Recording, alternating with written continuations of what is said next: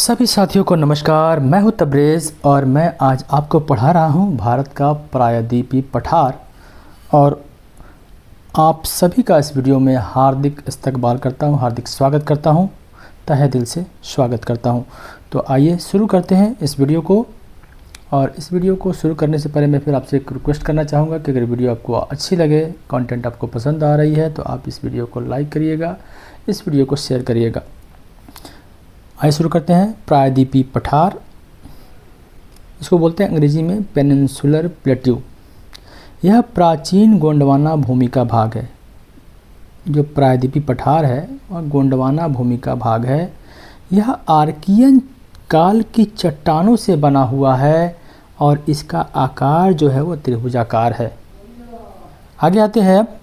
उत्तर दक्षिण में इसकी लंबाई जो है, उत्तर दक्षिण में इसकी लंबाई 1600 किलोमीटर है, जबकि पूर्व से पश्चिम दिशा में इसकी जो लंबाई है वह 1400 किलोमीटर है।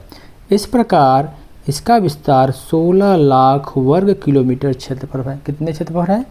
16 लाख वर्ग किलोमीटर क्षेत्रफल है। और उत्तर से दक्षिण दिशा में जो इसकी लंबाई है वह 1600 किलोमीटर है, जबकि पूरब से पश्चिम दिशा की लंबाई जो है वह 1400 किलोमीटर है। क्षेत्रफल की दृष्टि से सबसे बड़ा भौतिक प्रदेश है। और भारत की बात की जाए तो क्षेत्रफल की दृष्टि से सबसे बड़ा भौतिक प्रदेश कौन सा है? तो हम बताएंगे प्रायद्वीपीय पठार है। यह भारतीय उपमहाद्वीप का सबसे प्राचीनतम भूखंड है। सबसे प्राचीनतम भूखंड कौन सा है? प्रायद्वीपीय पठार है। यह सारे समय दृढ़ और अगम्य खंड के रूप में बनी रही है। जब भी अभी से देखें शुरू से तो अभी तक ये दृढ़ अगम्य खंड के रूप में बनी है, इसीलिए इसे उत्खंड की उपमा दी गई है। प्रायद्वीपीय पठार औसत ऊंचाई जो इसकी है प्रायद्वीपीय पठार की वह 600 से 900 मीटर की है। अरावली, विंध्याचल, सतपुड़ा, भारनेर, कैमूर व राजमहल और शिलांग की पहाड़ियाँ इस पठार की उत्तरी सीमा पर है। उत्तरी सीमा पर कौन कौन सी है? तो उत्तरी सीमा पर है कौन? विंध्याचल है, सतपुड़ा है, अरावली है, भारनेर है, कैमूर है, राजमहल है, शिलांग है। ये पहाड़ियाँ आपको देखने को मिलती हैं।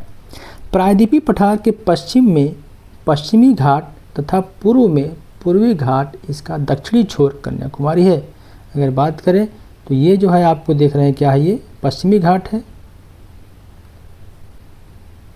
और ये आपका जो है ये पूर्वी घाट है और ये आपका जो है कन्याकुमारी है। ठीक है। प्रायद्वीपीय पठार की ढाल उत्तर पूर्व की ओर है, जो सोन, चंबल और दामोदर नदियों की दिशा से स्पष्ट है। अगर दामोदर नदी को देखते हैं, सोन नदी को देखेंगे और चंबल को देखेंगे तो इसका जो ढाल है उत्तर पूर्व की ओर है। इससे हम कह सकते हैं कि प्रायद्वीपीय पठार का ढाल जो है उत्तर पूर्व की ओर है। लेकिन ये कहाँ पे? मध्यवर्ती उच्च भूमि में। मध्यवर्ती उच्च भूमि में जो है उत्तर पूर्व की ओर है। लेकिन हम दक्षिण की तरफ जब जाएंगे प्रायद्वीपीय पठार में तो हमको पश्चिम से पूर्व की ओर ये ढाल नज़र आने लगता है। और कह सकते हैं कि पश्चिम से पूर्व की ओर है तो ऐसा महानदी, गोदावरी, कृष्णा और कावेरी नदियों को जो हम देखते हैं तो इसकी नदियां जो हैं पश्चिम से निकलती हैं और पूर्व में होकर बंगाल की खाड़ी में गिर जाती हैं। इसलिए हम कह सकते हैं कि दक्षिण में जो है इसका ढाल जो है पश्चिम से पूर्व की ओर है। उम्मीद करता हूँ समझ में आया हो आपको। अगला है विंध्यन श्रेणी तथा 21 डिग्री से 24 डिग्री तक उत्तरी अक्षांश के मध्य स्थित है। विंध्यन श्रेणी जो है 21 डिग्री से लेकर के 24 डिग्री उत्तरी अक्षांशों के मध्य स्थित है। नर्मदा एवं तापी नदियों की भ्रंश घाटियाँ प्रायद्वीपीय पठार को 2 असमान भागों में बांटती हैं। कौन भाई बांटती है? तो नर्मदा और तापी नदियों की भ्रंश जो घाटियाँ हैं वह प्रायद्वीपीय पठार को 2 असमान भागों में बांट देती हैं। कौन कौन है असमान भाग? ये एक है मध्यवर्ती उच्च भूमियाँ और दूसरा है दक्कन का पठार। तो मध्यवर्ती उच्च भूमियों को जो नदियाँ यहाँ से निकलती हैं वह उत्तर पूर्व की ओर बहती हैं, जबकि दक्कन पठार की तरफ जाएंगे, दक्षिण में जब जा रहे हैं तो यहाँ से जो नदियाँ निकलती हैं यह पश्चिम से पूर्व की ओर बहती हैं। ध्यान दीजिएगा, यहाँ पे हम फिगर लगाए हैं भारत का दक्कन जो पठार है हमारा प्रायद्वीपीय पठार, उसको यहाँ पे दर्शाया गया है। तो यहाँ पे ये हमारा जो है ये मध्यवर्ती उच्च भूमि है और नीचे वाला जो हिस्सा है दक्कन का पठार है। तो मध्यवर्ती उच्च भूमि में कौन कौन से पठार आपको देखने को मिलते हैं, तो ये हमारा अरावली रेंज है, यहाँ पर आप देख रहे हैं मालवा का पठार है, ये बुंदेलखंड का पठार है, यह बघेलखंड का पठार है, ये छोटा नागपुर का पठार है, यह शिलांग का पठार है, और यह आप देख रहे हैं दंडकारण्य क्षेत्र है। नीचे आते हैं, दक्कन का पठार आपको देखने को मिलता है बड़े भाग पे। नीचे आपको देखने को मिलता है कर्नाटक का पठार, और ये हिस्सा आप जो देख रहे हैं इसे बोलते हैं हम तेलंगाना का पठार। आइए अब नीचे चलते हैं। मध्यवर्ती उच्च भूमियाँ पहला हमको पढ़ना है, इसमें हमारा है पहला टॉपिक अरावली श्रेणी। यह श्रेणी पालनपुर गुजरात से स्टार्ट होती है और दिल्ली तक फैली हुई है, 800 किलोमीटर की लंबाई है, और यह राजस्थान से होकर के जाती है। ध्यान दीजिएगा। आगे है, दिल्ली के निकट इसे दिल्ली व रायसीना की पहाड़ियों की संज्ञा दी। अगर दिल्ली पहुंच जाते हैं, दिल्ली रिज कह लीजिए, या इसे दिल्ली व रायसीना की पहाड़ियों के नाम से भी जाना जाता है, जहाँ पे राष्ट्रपति भवन है। ठीक है, वहाँ तक इसकी पहाड़ियाँ, अरावली की पहाड़ियाँ फैली हुई हैं। कहाँ से लेकर के? गुजरात के पालनपुर से लेकर के। ध्यान दीजिएगा। यह श्रेणी मुख्यतः पूरा कैम्ब्रियन युगीन क्वार्टजाइट नीस तथा शिष्ट शैलों से निर्मित है। किसे किसे निर्मित है भाई? क्वार्टजाइट से, नीस से तथा शिष्ट से निर्मित है। इसकी सर्वोच्च शिखर गुरु शिखर है, जिसकी ऊंचाई 1722 मीटर है, और यह आबू की पहाड़ियों में स्थित है। कहाँ स्थित है? आबू की पहाड़ियों में स्थित है। और कोई पूछेगा अरावली की सर्वोच्च श्रेणी क्या है, तो आपका उत्तर होगा गुरु शिखर। आइए देखते हैं दोस्तों आगे। पूरा कैम्ब्रियन युग में यह एक विशाल मोड़दार पर्वत श्रृंखला थी। अगर पूरा कैम्ब्रियन की बात करें तो यह एक विशाल मोड़दार पर्वत श्रृंखला थी, लेकिन धीरे धीरे क्या हुआ और कहाँ तक विस्तृत है? यह हिमालय से लेकर के लक्षद्वीप तक विस्तृत थी, परंतु दीर्घ काल तक अपर्दन होने के कारण धीरे धीरे इसमें अपक्षय होता गया, अपर्दन होता गया। अब यह अवशिष्ट पहाड़ी के रूप में शेष बची हैं। पहले क्या थी? ये विशाल मोड़दार पर्वत थी, और अब यह क्योंकि इसमें अपर्दन बहुत हो चुका है, इसलिए जो है यह अवशिष्ट पहाड़ी के रूप में शेष है। उदयपुर के उत्तर पश्चिम में यह पहाड़ियाँ जरगा के नाम से जानी जाती हैं, जो 14 से 31 मीटर है। टोडगढ़ के निकट मारवाड़ की पहाड़ियाँ हैं, इसके नाम से जाना जाता है। अलवर के निकट हर्षनाथ पहाड़ी के नाम से जाना जाता है, तथा उत्तर में दिल्ली रिज के नाम से जाना जाता है। आगे देखते हैं। यह पर्वत श्रेणी जल विभाजक के रूप में काम करती है। इसके पश्चिम की ओर माही और लूनी नदियाँ निकलती हैं, जो अरब सागर में गिरती हैं। कौन कौन सी नदियाँ निकलती हैं? तो माही निकलती है और लूनी निकलती है, और ये कहाँ जाकर गिर जाती हैं दोस्तों? तो यह अरब सागर में जाकर के गिर जाती हैं। पूरब की ओर प्रमुख नदी जो है बनास है, जो चंबल की सहायक नदी है। बनास नदी कहाँ किस श्रेणी में है? तो अरावली की श्रेणी में है। और यह किसकी सहायक नदी है बनास नदी? तो यह चंबल की सहायक नदी है दोस्तों, ध्यान दीजिएगा। अब आगे आते हैं, मालवा के पठार को पढ़ते हैं। मालवा का पठार क्या है? यह अरावली और विंध्य श्रृंखलाओं के मध्य स्थित है। मालवा का पठार कहाँ है? अरावली श्रेणी मान लीजिए ये है, और ये मालवा है। इनके बीच का जो हिस्सा ये देख रहे हैं, ये क्या है? मालवा का पठार है। यह लावा से निर्मित काली मिट्टी का संप्राय मैदान है। कैसा मैदान है? संप्राय मैदान है, बन गया है। इसके उत्तरी सीमा पर अरावली तथा दक्षिणी सीमा पर विंध्य और पूर्वी सीमा पर बुंदेलखंड का पठार और पश्चिमी सीमा राजस्थान के मरुस्थल द्वारा निर्धारित होती है। किसकी सीमा? मालवा के पठार कैसे हम निर्धारित करें? कहाँ से कहाँ तक है भाई? तो उत्तर में क्या कहेंगे? उत्तरी सीमा अरावली से, दक्षिणी सीमा हम बांध देते हैं किससे?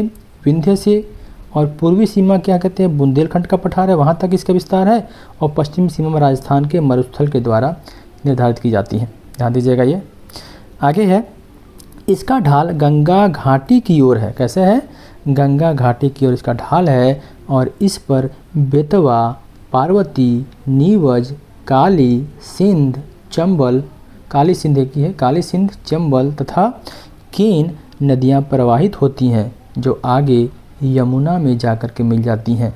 इसका मतलब ये यमुना की सहायक नदियाँ हैं। कौन कौन सी? बेतवा, पार्वती, नीवज, काली सिंध, चंबल, केन, और नदियाँ जो हैं प्रवाहित होती हैं, और यमुना की सहायक नदी भी हैं। आगे देखते हैं। भोपाल नगर बेतवा और पार्वती नदियों के दबाव में स्थित है। वो बहुत पूछता है भोपाल नगर कहाँ से कहाँ स्थित है? तो बेतवा और पार्वती नदियों का जो दोआब है उसी में भोपाल नगर स्थित है। मालवा पठार पर उर्मिल मैदान मिलते हैं जिन्हें कहीं कहीं चपटी पहाड़ियाँ स्थित है। मालवा पठार पर उर्मिल मैदान है। अब पूछता है उर्मिल मैदान किस पठार में मिलते हैं, तो आपको आएगा तभी बता पाएंगे। तो कहाँ है उर्मिल मैदान, कहाँ है, मालवा के पठार में है। ये कहीं कहीं चपटी पहाड़ी के रूप में देखने को मिलती है। मालवा पठार के उत्तरी भाग को चंबल व चंबल की सहायक नदियों ने बीहड़ खड्ड के रूप में परिवर्तित कर दिया। किसके, मालवा को पठार को बीहड़ खड्ड बना दिया है। यह भारत की सर्वाधिक गली अपरदित क्षेत्र है। पूछता है भारत की सर्वाधिक गली अपरदित क्षेत्र कौन सा पठार है, तो आप बताएंगे मालवा का पठार है। उम्मीद करता हूँ वीडियो आपको पसंद आ रही होगी। अगर इसे पसंद, थोड़ी भी वीडियो आपको कंटेंट पसंद आती हो, अच्छी लगती हो, तो इसे लाइक करेंगे, सब्सक्राइब करेंगे। अगला है बुंदेलखंड, बघेलखंड और विंध्याचल। मालवा के पठार के उत्तरी, अगर मालवा पठार अब हो गया अरावली मालवा पठार, उसके उत्तर में जब जाएंगे उत्तरी पूर्वी भाग में बुंदेलखंड का पठार व बघेलखंड का पठार देखने को मिलता है। पूर्वी भाग को बुंदेलखंड व बघेलखंड के पठार के नाम से जाना जाता है। किसको, मालवा के पठार का उत्तरी जो भाग है, उत्तरी पूर्वी भाग, ध्यान दीजिएगा, मालवा के पठार का उत्तरी पूर्वी भाग बुंदेलखंड और बघेलखंड के नाम से जाना जाता है। यह पठार ग्वालियर पठार तथा विंध्याचल श्रेणी के मध्य फैला हुआ है। कहाँ से कहाँ तक फैला हुआ है, ग्वालियर से विंध्याचल श्रेणी के मध्य फैला हुआ। ग्वालियर पठार तथा विंध्याचल के मध्य अगर बात करेंगे तो बुंदेलखंड और बघेलखंड का पठार देखने को मिलता है। यह प्राचीनतम बुंदेलखंड नीस से निर्मित है। किससे निर्मित है, नीस से निर्मित है। इसकी ऊंचाई 300 से 600 मीटर है दोस्तों। अगला है मालवा के पठार के दक्षिण सिरे से विंध्यन श्रेणी लगभग 1050 किलोमीटर लंबाई में विस्तृत है। मालवा के पठार के दक्षिण सिरे पर कौन है, विंध्यन श्रेणी है। ध्यान दीजिएगा, मालवा के पठार का दक्षिण सिरा कौन बनाता है, विंध्यन श्रेणी बनाता है। और विंध्यन श्रेणी का विस्तार कितना किलोमीटर का है, 1050 किलोमीटर का है। विंध्यन श्रेणी जल विभाजक का कार्य करती है। पूर्व की ओर विंध्यन श्रेणी कैमूर और भांडेर श्रेणी के रूप में फैली है। विंध्यन श्रेणी कैमूर और भांडेर श्रेणी के रूप में फैली है। धातव्य है कि कैमूर श्रेणी सोन नदी के उत्तर पश्चिमी सीमा का निर्धारण करती है। उत्तर पश्चिम, सोन नदी के उत्तर पश्चिम सीमा का निर्धारण कौन करती है, तो कैमूर श्रेणी करती है दोस्तों, जिससे सोन पटना के समीप गंगा नदी में मिल जाती है और यमुना और सोन नदियों के बीच जल विभाजक का निर्माण होता है। अब पूछेगा यमुना और सोन नदियों के बीच जल विभाजक का निर्माण कैसे होता है, तो ध्यान, विंध्यन श्रेणी, कैमूर को श्रेणी कोई कहते हैं, ठीक है। आगे आते हैं, इसी के पूर्व में बघेलखंड का पठार है। किसके पूर्व में, तो ये जो है कैमूर श्रेणी के जो पूर्व में है बघेलखंड का पठार है। आगे दिया है विंध्यन श्रेणी के दक्षिण में नर्मदा की संकीर्ण घाटी स्थित है। नर्मदा की संकीर्ण घाटी विंध्यन के दक्षिण में, विंध्यन श्रेणी के दक्षिण में नर्मदा की संकीर्ण घाटी स्थित है, जिसका निर्माण अधोभ्रंशन द्वारा हुआ है। नर्मदा जबलपुर के निकट धुआंधार प्रपात सहित अनेक जलप्रपात बनाते हुए पश्चिम की ओर बहती है। कौन, नर्मदा, कहाँ पे, जबलपुर के निकट। कौन से धुआंधार प्रपात के सहित अनेक प्रपात बनाती हुई पश्चिम की ओर बहती है। छोटा, अब है छोटा नागपुर का पठार, देख लेते हैं इसको भी। यह पठार मध्य उच्च भूमि का भाग है जो पश्चिम बंगाल राज्य के पुरुलिया, झारखंड राज्य के पलामू, धनबाद, गया, हजारीबाग, संथाल परगना व रांची जिलों के 87,239 वर्ग किलोमीटर क्षेत्र में विस्तृत है। छोटा नागपुर का पठार कितने वर्ग किलोमीटर में, 87,239 वर्ग किलोमीटर क्षेत्र में विस्तृत है दोस्तों।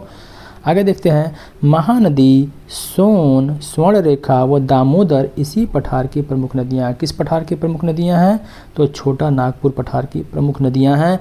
सोन नदी पठार के उत्तर पश्चिम में बहकर गंगा में मिल जाती है। इसका मतलब सोन नदी भी किसकी सहायक नदी है, गंगा की सहायक नदी है। उत्तर पश्चिम में बहती हुई किसमें मिलती है, तो गंगा नदी में मिलती है। दामोदर नदी पठार के मध्य से भाग से पश्चिम से पूर्व की दिशा की ओर प्रवाहित होती है। दामोदर नदी कहाँ से निकलती है, छोटा नागपुर पठार के मध्य भाग से निकलती है और पश्चिम से पूर्व की ओर प्रवाहित होती है। महानदी इसकी दक्षिणी सीमा बनाती है। महानदी क्या होती है इसकी दक्षिणी, किसकी, छोटा नागपुर पठार के दक्षिणी सीमा बनाती है तथा दक्षिणी पूर्वी दिशा में प्रवाहित होती है। किस दिशा में, तो दक्षिण पूर्व दिशा में। ध्यान दीजिएगा दोस्तों, ये महानदी किधर बनाती है, दक्षिण पूर्व में दक्षिणी सीमा बनाती है। किसका, छोटा नागपुर पठार के दक्षिणी सीमा बनाती है तथा दक्षिण पूर्व की दिशा में प्रवाहित होती है। राजमहल पहाड़ियाँ इसी पठार मतलब छोटा नागपुर पठार की उत्तरी सीमा बनाती हैं। इस पठार में ढाल तीव्र स्कार्पों के रूप में पाए जाते हैं, इसी कारण यह अग्र गंभीर पठार है। दामोदर नदी के उत्तर में अनेक पठार समूह मिलते हैं। इनमें हजारीबाग का पठार है, कोडरमा का पठार भी शामिल है। दामोदर नदी के दक्षिण में रांची का पठार विस्तृत है। इसमें ग्रेनाइट तथा नीस की चट्टानें पाई जाती हैं। किसमें, ग्रेनाइट नीस की चट्टानें पाई जाती हैं, तो रांची के पठार में ग्रेनाइट और नीस की चट्टानें पाई जाती हैं। कुछ निचली पहाड़ी के अलावा रांची का पठार समतल है। इस समतल भूभाग में रांची का जो शहर है, रांची का शहर स्थित है, रांची सिटी स्थित है। इस नगर से नदियां चारों दिशाओं में प्रवाहित होती हैं। किस नगर से, तो रांची नगर से जो नदियां होती हैं चारों दिशाओं में प्रवाहित होती हैं। दोस्तों, दामोदर घाटी एक भ्रंश के रूप में है और यह पठार खनिज से धनी है। कौन सा पठार, तो छोटा नागपुर का पठार जो है दोस्तों खनिज से संपूर्ण से, खनिज संपदा से पूरी तरह से परिपूर्ण है। अगला हमको पढ़ना है मेघालय का पठार। यह प्रायद्वीपीय पठार का बहिर्सही आउटलायर अर्थात उत्तर पूर्वी अग्रभाग है। उत्तर पूर्वी अग्रभाग है प्रायद्वीपीय पठार का। इसे शिलांग के पठार की भी संज्ञा दी गई है। दोस्तों, यह भ्रंशन के कारण भारतीय प्रायद्वीप से मालदा गैप द्वारा पृथक हो गई है। किससे अलग हो गई शिलांग का पठार, तो मालदा गैप द्वारा हो गई है। क्या हो गया था भाई, तो भ्रंश के कारण हुआ था। भ्रंशन जब हुआ था तो शिलांग की पठार जो हुई थी वह मालदा गैप के द्वारा छोटा नागपुर पठार से अलग हो गई थी या प्रायद्वीपीय पठार से अलग हो गई थी।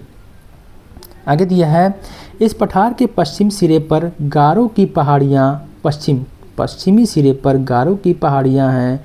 मध्यवर्ती भाग में खासी जयंतिया की पहाड़ियाँ हैं और पूर्वी भाग में मिकिर की पहाड़ियाँ हैं। दोस्तों, खासी पहाड़ी का मध्य भाग मेज के समान है जिस पर शिलांग नगर स्थित है। दोस्तों, मेघालय के पठार पर कैम्ब्रियन पूर्व की ग्रेनाइट, नीस, ग्रेनाइट आदि शैलें मिलती हैं जिसके ऊपर टर्शियरी शैलें बिछी हैं। दोस्तों, शिलांग शिखर इस क्षेत्र का उच्चतम शिखर है। कौन शिखर, शिलांग शिखर इस क्षेत्र का उच्चतम शिखर है। दोस्तों, अब बात आती है दक्कन पठार, दक्कन प्लेट्यू। दक्कन प्लेट्यू त्रिभुजाकार है।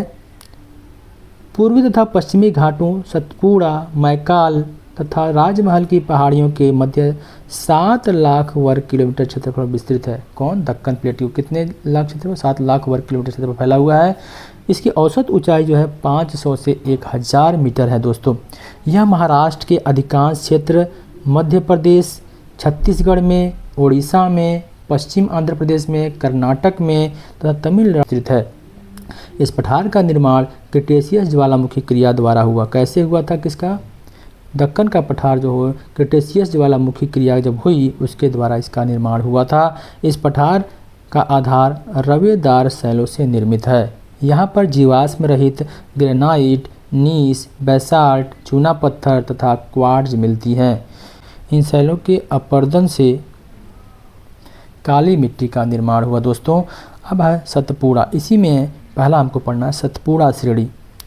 दक्कन पठार, यह पर्वतमाला नर्मदा और तापी नदियों के बीच पश्चिम में राजपीपला की पहाड़ियों से प्रारंभ होती हैं। दोस्तों, कौन, तो सतपुड़ा की पहाड़ी कहाँ से प्रारंभ होती है, राजपीपला की पहाड़ियों से प्रारंभ होती है। दोस्तों, तथा पूर्व व उत्तर पूर्व दिशा में आगे सतपुड़ा, महादेव, मैकाल पहाड़ियों के रूप में छोटा नागपुर पठार तक फैली हुई हैं। कहाँ से कहाँ तक, सतपुड़ा से लेकर के छोटा नागपुर के पठार तक ये फैली हैं। दोस्तों, कौन, सतपुड़ा पहाड़ी, सतपुड़ा से। इसकी पूर्वी सीमा राजमहल की पहाड़ियों द्वारा बनती है। पूर्वी सीमा कैसे बनती है, राजमहल की पहाड़ियों द्वारा। पूर्वी सीमा राजमहल की पहाड़ियों द्वारा। वास्तव में इस पर्वतमाला का विस्तार 21 डिग्री से लेकर के 24 डिग्री उत्तरी अक्षांश के बीच है। इसकी औसत ऊंचाई 770 मीटर है। किसकी? सतपुड़ा की जो औसत ऊंचाई है 770 मीटर है दोस्तों, 770 मीटर है दोस्तों। धूपगढ़ इस श्रेणी की सर्वोच्च शिखर है। किस श्रेणी की? तो सतपुड़ा श्रेणी की सर्वोच्च शिखर कौन सी है? तो धूपगढ़ है, जिसकी ऊंचाई 1350 मीटर है दोस्तों। यह महादेव पर्वत पर स्थित है। धूपगढ़ कहाँ पर है? महादेव पर्वत पर स्थित है। अमरकंटक जो है मैकाल पहाड़ी की सर्वोच्च शिखर है दोस्तों, तथा सतपुड़ा की दूसरी सर्वोच्च शिखर है जो 1066 मीटर ऊंची है दोस्तों। सतपुड़ा का सर्वोच्च शिखर धूपगढ़ है और सतपुड़ा श्रेणी का दूसरा प्रमुख शिखर कौन सा है? तो अमरकंटक। कौन है? अमरकंटक है, जिसकी ऊंचाई 1066 मीटर है दोस्तों। अगला, अमरकंटक के पास से ही सोन और नर्मदा नदियाँ निकलती हैं। धूपगढ़ के पास समीप पंचमढ़ी स्थित है। धूपगढ़ के समीप कौन सी स्थित है? पंचमढ़ी स्थित है। यह मध्य प्रदेश के प्रमुख स्वास्थ्यवर्धक स्थान है। इसके उत्तरी ढालों पर नर्मदा तथा दक्षिणी ढालों पर वैनगंगा, वर्धा तथा ताप्ती नदियाँ बहती हैं दोस्तों। अगला है महाराष्ट्र का पठार, इसको भी देख लेते हैं। इसका विस्तार कोंकण और सह्याद्री को छोड़कर संपूर्ण महाराष्ट्र में, अगर हम बात करें यहाँ पे, तो यहाँ पे छोड़ दिया कुछ भाग, तो ये जो पूरा एरिया है यहाँ पे, ये पूरा एरिया, ये कोंकण छोड़ दीजिए और सह्याद्री छोड़ दीजिए, इसको छोड़ करके पूरा भाग जो है ये महाराष्ट्र का, संपूर्ण महाराष्ट्र राज्य में है। अधिकांश क्षेत्र में दक्कन ट्रैप की सैलें बिछी हैं। अधिकांश राज्य में दक्कन ट्रैप की सैलें बिछी हुई हैं। केवल क्या छोड़ना है आपको? कोंकण छोड़ना है और सह्याद्री छोड़ देना है। बाकी पूरे महाराष्ट्र में महाराष्ट्र का पठार फैला हुआ है और दक्कन ट्रैप की सैलें बिछी हुई हैं।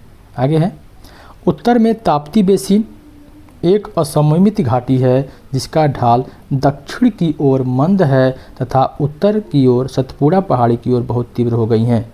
आगे चलकर महाराष्ट्र की पहाड़ियाँ 5 सूक्ष्म इकाइयों में विभाजित होती हैं जो निम्न प्रकार हैं। तो अजंता की पहाड़ी, गोदावरी की पहाड़ी, अहमदनगर बालाघाट पठार, भीमा बेसिन और महादेव उच्च भूमि। ये 5 भागों में बढ़ जाती है कौन? महाराष्ट्र की पहाड़ियाँ।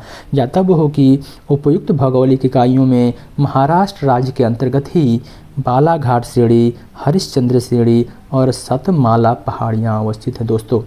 आगे आते हैं, महानदी बेसिन अब हमको पढ़ना है। इसे छत्तीसगढ़ का मैदान भी कहा जाता है। किसको? महानदी बेसिन को भी। यहाँ आर्कियन, ग्रेनाइट तथा नीस की सैलें के ऊपर कुड़प्पा अवसादी सैलें बिछी हुई हैं। तो सबसे नीचे क्या है? आर्कियन है, ग्रेनाइट है, नीस है, उसके ऊपर जो है अवसादी सैलें बिछी हुई हैं कुड़प्पा की। कहाँ पे? महानदी बेसिन में। यह बेसिन महानदी तथा इसकी सहायक शिवनाथ, हसदो, मांड आदि नदियों द्वारा प्रवाहित है। इसकी उत्तरी सीमा पर लोरमी पठार, पेंड्रा पठार, छुरी पहाड़ियाँ तथा रायगढ़ की पहाड़ियों द्वारा निर्धारित होती हैं। उत्तरी सीमा है। इसके पश्चिमी सिरे पर मैकाल श्रेणी देखने को मिलती है तथा दक्षिणी सिरे पर राजहरा पहाड़ियाँ स्थित हैं। उनकी रचना धारवाड़ शैलों से हुई है। किसकी रचना? दक्षिण मैकाल श्रेणी और राजहरा पहाड़ी स्थित हैं और इनकी रचना जो है धारवाड़ शैलों से हुई है। अगला है दंडकारण्य क्षेत्र, इंपॉर्टेंट है ये भी। इसका विस्तार उड़ीसा, कोरापुट और कालाहांडी जिला, छत्तीसगढ़, बस्तर जिला तथा आंध्र प्रदेश, पूर्वी गोदावरी, विशाखापट्टनम और श्रीकाकुलम में लगभग 89,078 किलोमीटर क्षेत्रफल है। यह एक विषम पठार है। कौन? दंडकारण्य क्षेत्र, जिसे 2 इकाइयों में बांटा गया है। दंडकारण्य उच्च भूमि तथा दंडकारण्य घाट के रूप में इसको बांट दिया गया है दोस्तों। उच्च भूमि के अंतर्गत बस्तर का पठार आता है तथा घाटों के अंतर्गत कालाहांडी का पठार आता है दोस्तों। उत्तर पश्चिम की ओर कांकेर बेसिन स्थित है जो छत्तीसगढ़ मैदान का दक्षिणी विस्तार है। प्रदेश के दक्षिणी पश्चिमी भाग में मलकानगिरी का पठार स्थित है दोस्तों। आगे है तेलंगाना का पठार। इस भाग में पूर्व कैम्ब्रियन नीस सैलें पाई जाती हैं। तेलंगाना में पूर्व कैम्ब्रियन नीस की सैलें पाई जाती हैं। इस प्रदेश के 2 सूक्ष्म इकाइयों में बांटा जाता है, तेलंगाना तथा रायलसीमा उच्च भूमियाँ। तेलंगाना प्रदेश संप्राय मैदान की एक पेटी है तथा उसकी ढाल पूर्व की ओर है। किसकी? तेलंगाना की। तेलंगाना प्रदेश जो है संप्राय मैदान है और इसकी ढाल जो है पूर्व की ओर है, जबकि रायलसीमा पठार है एक समतल भूमि है दोस्तों। आगे देखिए कर्नाटक का पठार। यह कर्नाटक तथा केरल के कुछ भागों में विस्तृत है। कर्नाटक में पूरा और केरल के कुछ भाग में विस्तृत है। कौन? कर्नाटक का पठार। प्रदेश की औसत ऊंचाई जो है 600 से 900 मीटर है। कर्नाटक पठार की जो औसत ऊंचाई है वह 600 से लेकर के 900 मीटर है। मूल्ययानगिरी 1925 मीटर बाबा बुदन पहाड़ियों की सर्वोच्च शिखर है। कोई पूछेगा बाबा बुदन की सर्वोच्च शिखर कौन है, तो मूल्ययानगिरी है, जिसकी ऊंचाई 1925 मीटर है दोस्तों। जबकि दूसरा सर्वोच्च शिखर कुद्रेमुख है, 1894 मीटर है। कर्नाटक पठार को 3 इकाइयों में बांटा गया है। मलनाद, उत्तरी उच्च भूमि, दक्षिणी उच्च भूमि में दोस्तों। पहला है, अब देखिए, मलनाद एक पहाड़ी प्रदेश है जो पश्चिमी घाट के आर पार स्थित है। मलनाद क्या है? एक पहाड़ी प्रदेश है और कहाँ तक विस्तृत है? पश्चिमी घाट के आर पार तक विस्तृत है। उत्तरी उच्च भूमि एक चौड़ा पठार है जिस पर कृष्णा व तुंगभद्रा नदियाँ प्रवाहित होती हैं, और दक्षिणी उच्च भूमि मैसूर का पठार कहते हैं जिसकी प्रमुख नदी कावेरी है दोस्तों।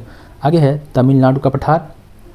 यह पठार दक्षिण सह्याद्री तथा तमिलनाडु तटीय मैदान के मध्य विस्तृत है। तमिलनाडु का पठार, यह पठार जो है दक्षिणी सह्याद्री तमिलनाडु तटीय मैदान के मध्य विस्तृत है। तमिलनाडु का तटीय मैदान और दक्षिणी सह्याद्री, उसके मध्य जो है तमिलनाडु का पठार स्थित है। इस पठार की 2 इकाइयों में बांटा गया है। किसमें किसमें? तमिलनाडु पहाड़ियाँ और कोयम्बटूर मदुरई उच्च भूमि। इन पहाड़ियों के अंतर्गत जावादी, सेवराय, कलरायन तथा पंचमलाई की पहाड़ियाँ सम्मिलित हैं। कोयम्बटूर मदुरई उच्च भूमि में वेगाई एवं ताम्रपड़ी नदियों के बेसिन महत्वपूर्ण हैं दोस्तों। अगला हमको पढ़ना है पश्चिमी घाट, वेस्टर्न घाट। यह तापी के मुहाने से लेकर कन्याकुमारी के अंतरीप तक 1600 किलोमीटर लंबे क्षेत्र में विस्तृत है दोस्तों। यह हिमालय के बाद भारत की दूसरी सबसे लंबी पर्वत श्रेणी है दोस्तों। इसकी औसत ऊंचाई 1200 मीटर है। यह उत्तर में 50 किलोमीटर चौड़ी है तथा दक्षिण में 65 से 80 किलोमीटर चौड़ी हो गई हैं। यह वास्तविक पर्वत श्रेणी नहीं है, वरन प्रायद्वीप पठार का ही एक भ्रंश का गार है दोस्तों। पश्चिम घाट के उत्तर में गुजरात के सौराष्ट्र प्रदेश में गिर की पहाड़ियाँ मिलती हैं जो एशियाई सिंह के लिए विख्यात हैं दोस्तों। पश्चिमी घाट को सह्याद्री भी कहा जाता है। सह्याद्री को 2 भागों में विभक्त किया गया है दोस्तों, उत्तरी सह्याद्री, दक्षिणी सह्याद्री। 16 डिग्री उत्तरी अक्षांश रेखा जो गोवा से गुजरती है इन दोनों को विभाजित करती हैं। ये भी इंपॉर्टेंट है, कौन इन दोनों को अलग करता है, तो 16 डिग्री उत्तरी अक्षांश है वह उत्तरी सह्याद्री और दक्षिणी सह्याद्री को अलग करता है दोस्तों। उत्तरी सह्याद्री का सर्वोच्च शिखर कालसुबाई है जिसकी ऊंचाई 1646 मीटर है। उसके बाद दूसरी प्रमुख चोटी जो है महाबलेश्वर है जिसकी औसत ऊंचाई जो है 1438 मीटर है दोस्तों। कृष्णा नदी यहीं से निकलती है महाबलेश्वर से। दक्षिण सह्याद्री का सर्वोच्च शिखर कुद्रेमुख है जिसकी ऊंचाई 1894 मीटर है। पुष्पगिरी 1714 मीटर है दक्षिण सह्याद्री का दूसरा सर्वोच्च शिखर जिसके पास ही कावेरी नदी निकलती है।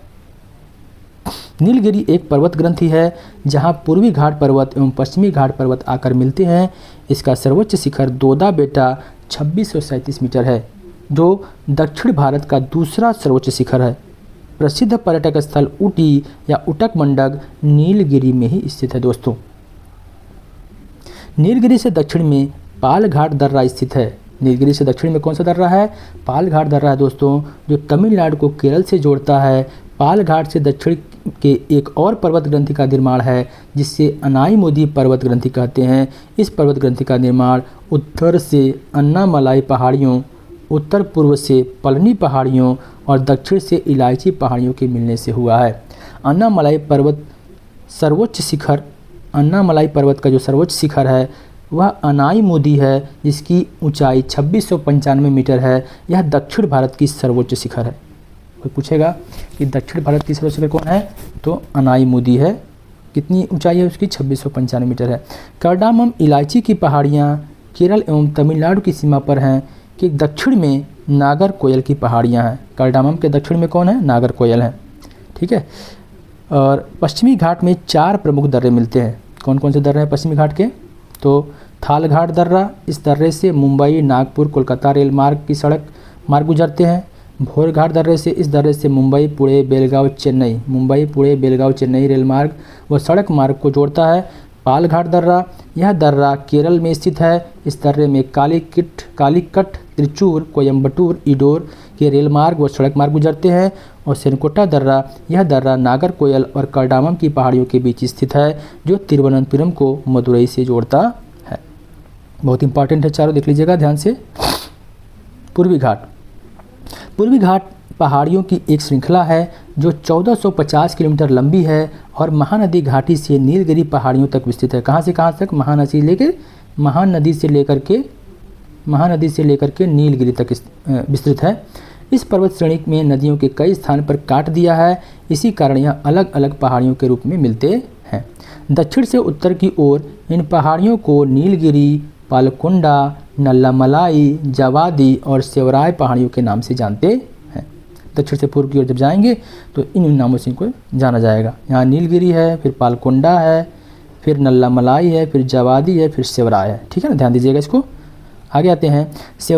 सेवराय की पहाड़ियाँ तमिलनाडु के सलेम कस्बे के निकट अवस्थित हैं। इस पहाड़ी पर तमिलनाडु का सुप्रसिद्ध हिल स्टेशन यारकाड स्थित है। यारकाड कहाँ है? तो सेवराय की पहाड़ियों में स्थित है। ठीक है। पूर्वी घाट की उच्चतम चोटी विशाखापट्टनम, भी ध्यान दीजिएगा। पूर्वी घाट की बहुत पूछता है भी।